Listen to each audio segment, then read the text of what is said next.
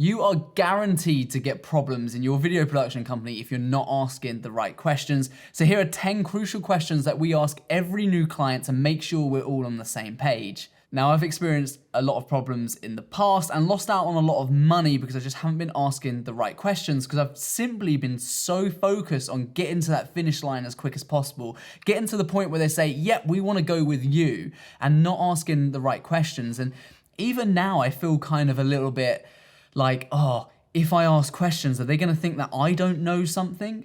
And maybe it's just me that feels that, but I feel like there's some kind of like anxiety around asking lots of questions when you're not completely clear on what the client wants, and they're perhaps not answering your questions in the way that you understand them, because that also happens.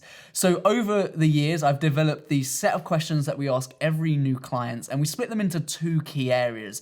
The first is strategy, where we focus on the purpose of the video and who the business is. This is where we focus on the purpose of the video and the really strategy behind why it exists in the first place. And the second is going to be the production question. So what do we actually need to know in order to make this production? And we're not talking the really straightforward questions that you think here. We're talking about the more in-depth ones to make sure that everyone's on the same page, understands the vision fully, and we can go and execute it and price it up according to what they have in mind and not what we just think they might want. So kicking off with the strategy, because it's more important to find out as much information as you can from them first without diving into the creative stuff and the fun stuff that we basically want to get to. We first need to understand what they're trying to achieve, because if you're not providing a solution to their problem through this video, then they're not probably going to come back to you, because they'll think, oh yeah, the video did well, or like, you know, the video looked nice, but we actually didn't get any more sales from it, or it didn't actually get any views or any shares or whatever it is. So we use strategy to kind of determine the need for that. Now, with our high paying clients on high budget projects, we'll actually take them through a full strategy session that consists of quite a few hours over a set amount of days of in-depth research into their audience and things like that, to really build out the best script possible, to build out the best storyboard, animatic, and all the rest of it that comes with it. But with that said, these 5 questions for strategy are ones that we ask any new client that comes into our business. So the first, quite simply, is what is the goal of this video? What is this video trying to achieve? And this is the opportunity for the client to tell you, why did they get in contact with you in the first place? Or if you outreach to them, what was the reason for them saying that they think they need a video?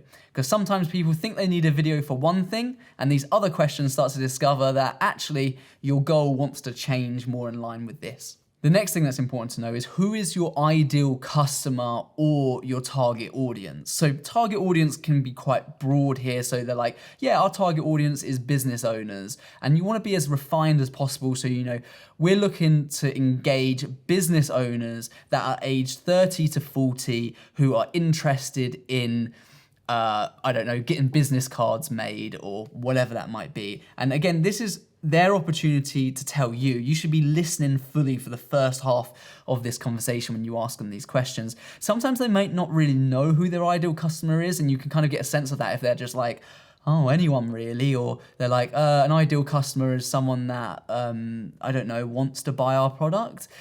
And that's where you might want to ask a few other questions to kind of determine, okay, so who purchases your product the most?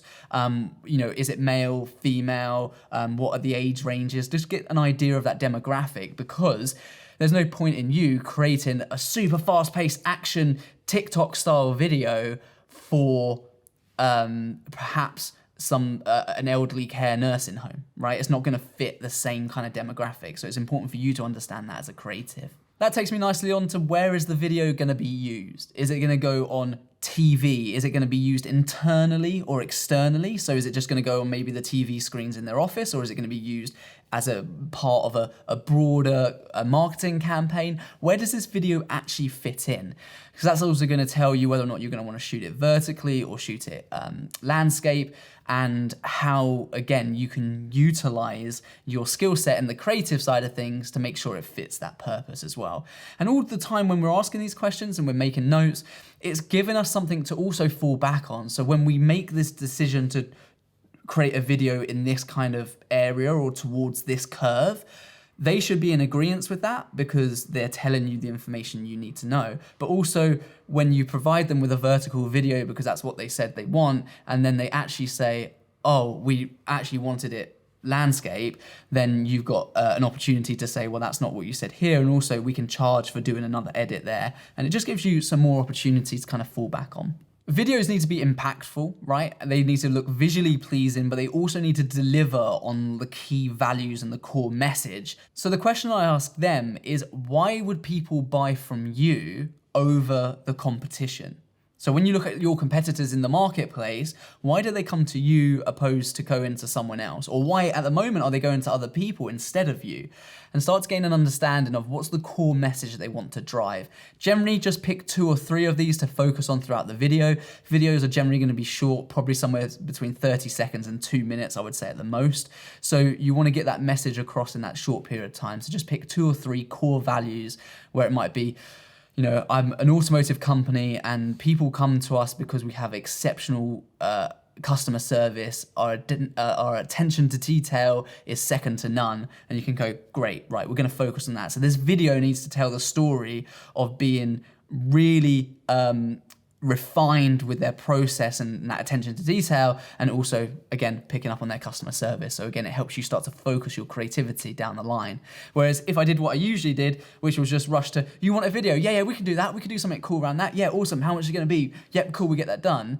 You end up with not a very good product at the end of it. So take some time to do this stuff properly. And my final part for the strategy side of our conversation is understanding what is the marketing tactic called think, feel, and do.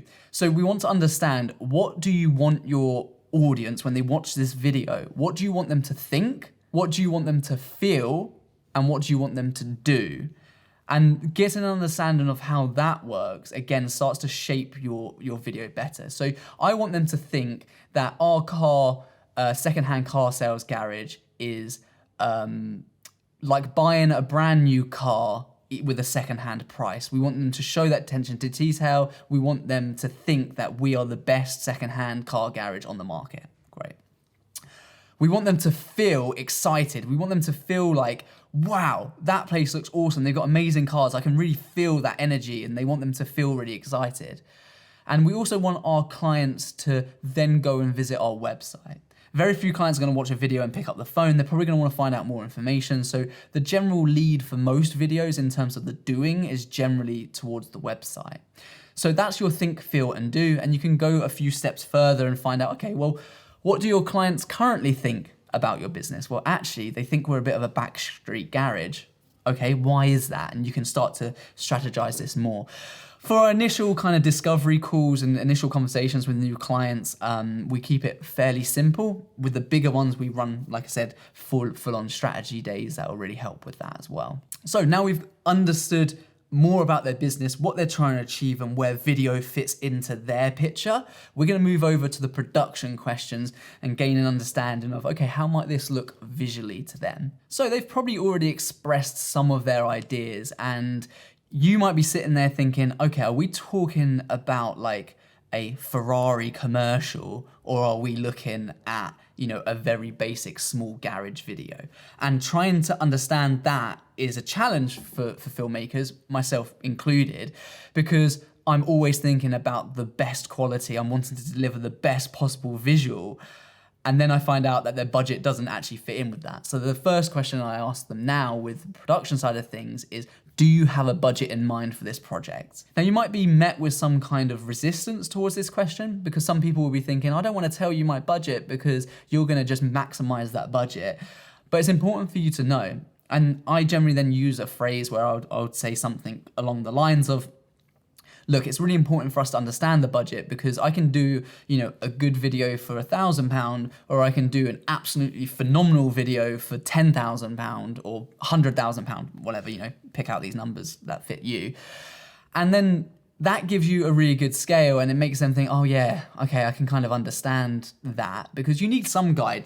You know, are we talking about $100 or are we talking about $10,000? Because they're very different types of videos. And if they say $100 is our budget, then again, you might want to actually say to them, look, we don't do anything under whatever your price is, and you can stop that conversation as it happens as well. Some people like to bring this conversation in a lot sooner. Personally speaking, I think it's good to understand their business because it will help with the further steps as well, and you haven't wasted too much time by asking those first 5 questions. So by this point, you've no doubt discussed some kind of video ideas, and they've given you a budget. Let's say it's $5,000. The next question is, do you have any existing marketing materials or any videos that you like the look of, perhaps from your competitors? Can they give you some kind of idea of what they have in their mind? I've done this with clients before, and they've shown me a video that literally looks like a 5-year-old has made it. And that was their anticipation of how they're going to spend their £5,000 video. And that's a great situation to be in, because they're going to get something that's much better than the example they're showing you. Sometimes they'll show you a major commercial and you have to say to them, look, we can try to achieve close to that, but within your budget, and just provide them with some kind of insight. That commercial would have cost hundreds of thousands of pounds, teams of 30 people plus, etc., etc. We just don't have the budget to do that. But maybe that's where you then can come forward with some more of your portfolio pieces and then actually start to kind of like manage their expectations a bit better. And that's the main thing that we're doing here, is by asking these questions is we're really managing their expectations. We don't want to take any assumptions. We don't want to assume something, because generally speaking, that assumption is probably going to be wrong and it takes you down the wrong path, speaking from experience. Next up, it's important to know if there's any particular deadlines that you need to be aware of, understanding when they want to get this video out, what's feasible with your timeline. And I would actually go as far as with some of our major projects to book off the filming days and book off the editing days as well, especially if you're a small business and you're just a 1-person band. Clients hate waiting for their stuff. We all wait hating for stuff now. If Amazon can't deliver your parcel next day, it kind of is a bit annoying, right? So what we want to do is we want to manage their expectations, find out when those deadlines are, how does that fit in with your production schedule, and are those deadlines achievable? Now, the next question we would ask them, thinking about the production process, actually links back to our strategy and the think, feel, do strategy that we take them through, is the doing part. What do you want your audience to do after? So the question we ask for a production side of things is, have you considered a call to action? Now, this might be a soft call to action or a hard call to action. The difference being is, for instance, it could be something like, visit our website today, or if it's an offer or you're trying to sell something, it might be a hard call to action. This works differently for different types of clients and types of industries that they're currently operating in as well. Or you could have a softer call to action, might be something like, why not find out more information and take a look at our website today? Or it could be something like, if you're considering a new car, feel free to visit our website at www. whatever it might be. Whereas a hard call to action is a lot more like, do this today, do this now, click on this link, etc. But it's generally quite good to point your audience in the direction of what you want them to do next. Otherwise, they'll think, that's a great video, and then they'll continue scrolling. So you want them to take that further action. That's why it's called a call to action. Now, before I tell you my bonus tip that will bring everything together, my final question for the production phase is understanding about text, graphics, and animation. And in the same way as you would do with the video, have the conversation with them about what are their expectations around that as well. So the question would be, is there need for any text, graphics, animation, things like that? And if they say, oh yes, actually we want some text on screen, or we want some animation, or want some graphics, you would then again have that conversation about, okay, do you have any examples of that type of work, or that what you're looking for? Because text on screen can be anything from super fancy and time consuming from an editing process to simply just text at the bottom or subtitles or something more simple. So again, you need to understand those parameters. And all the time, because you've already found out what their budget is, you can be assessing what's actually achievable within their budget. So you go through this process, you have an idea of what they want visually, and then they say actually they want lots of graphics and animation. You're going to need to let them know that actually to do that's going to take longer, so we need to either get rid of something in the video production process, or we need to tailor down or scale down this animation side of things. So again, you're just working within their parameters all the time, but being completely clear and concise so everyone's on the same page. Then you're not going to get any horrible customers, any comebacks, and you've got a track record of actually what they've said versus what you do. And if what you've done is completely different to what they've said, then they have every right to be annoyed at you. But if you go through this process, listen to them, you'll be able to develop a much better video than if you just try and race to that finish line like I used to do. Now, there is one final question that I close every meeting with, and that is, are there any questions that you have for me, or is there anything that I haven't explained clearly enough? This is the perfect opportunity just to bring everything together and ask them, is there anything else that you have for me? Is there anything that I've missed? Do you have any questions about the process, or something will come up at this point and you've given them the opportunity rather than just moving on? And also you're saying, is there anything that I haven't explained clearly? So again, you're kind of covering yourself if they say later on, oh, I didn't realize that. And you're covering yourself all the time. You're giving them the opportunity to say, actually, I don't know what B-roll means, or I don't know what this thing is, or actually, can you explain this again? Generally speaking, if you've gone through these questions, the process is really straightforward. They will continue just by saying, no, that's been absolutely great, that's fine. And I say, okay, in which case what I will do is I will send you an email after this call, just noting down everything we spoke about today.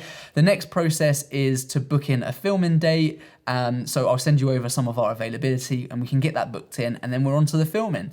And then everyone leaves happy that we know what the budget is, we know what the price is, and we can just move forward and land that client. Now, before you go, just remember that asking these questions are useful, but before you even get to that point, you need to have attracted people into your business. So here's 7 easy ways that you can make $100,000 in your business over the course of a year. This includes so many key strategies that I used when I first started my business to smash through that 100K barrier. So make sure you take a look at that and let me know what you thought about this video in the comments below, and any questions that you think works well for asking your clients.